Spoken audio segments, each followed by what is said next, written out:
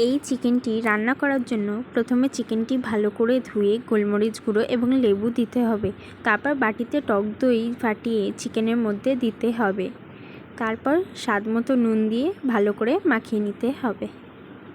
এরপর পেঁয়াজ ছোট ছোট করে কেটে নিতে হবে।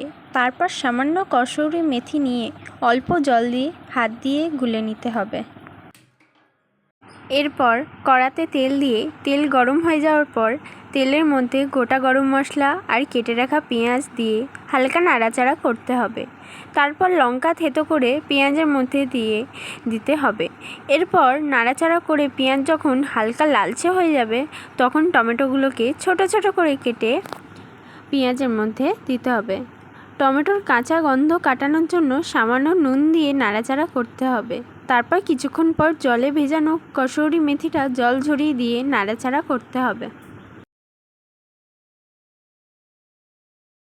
নাড়াচাড়া হয়ে যাওয়ার পর ম্যারিনেট করা চিকেনগুলো দিয়ে দিতে হবে এবং খেয়াল রাখতে হবে যে গ্যাসের ফ্লেম যাতে লো থাকে, কারণ চিকেন ম্যারিনেটের সময় দই দেওয়া হয়েছিল।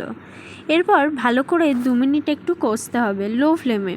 তারপর 1.5 চামচ ধনে গুঁড়ো ও 1 চামচ জিরে গুঁড়ো দিতে হবে। তারপর মিডিয়াম ফ্লেমে চিকেনটা 3 মিনিট কষতে হবে। তারপর লো ফ্লেম 10 মিনিট ঢাকা দিয়ে রাখতে হবে।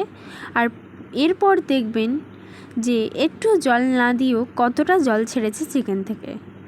এরপর কাজু পেস্ট দিয়ে হালকা নাড়াচাড়া করতে হবে এবং এর পাশাপাশি একটা মশলা ফ্রাই রেডি করতে হবে। পেঁয়াজগুলোকে খোলার আকারে কেটে নিতে হবে এবং ক্যাপসিকামগুলো ছোট ছোট করে কেটে নিতে হবে। এরপর একটা আলাদা কড়াতে 3 চামচ ঘি দিয়ে অল্প একটু গোটা জিরে দিতে হবে।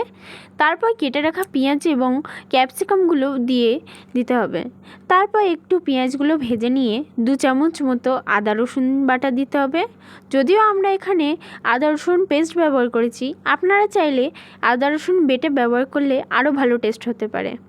এরপর পেঁয়াজ ক্যাপসিকামকে আদা রসুনের সাথে ভালো করে ভেজে নিয়ে চিকেনের মধ্যে পুরোটা দিয়ে দিতে হবে। তারপর হাই ফ্লেমে 1 মিনিট ফুটিয়ে নিলেই চিকেন রেডি। আপনারা চাইলে এখানে প্রয়োজন মতো গরম জল ব্যবহার করতে পারেন বেশি গ্রেভির জন্য। বন্ধুরা, এই চিকেন রেসিপিতে যে ছোট ছোট টিপস দেওয়া হয়েছে সেগুলো ফলো করলে দেখবেন চিকেনটি অত্যন্ত সুস্বাদু এবং খুব সুন্দর টেক্সচার আসবে। ভিডিওটি ভালো লাগলে লাইক, কমেন্ট, সাবস্ক্রাইব করে দেবেন। ধন্যবাদ বন্ধুরা।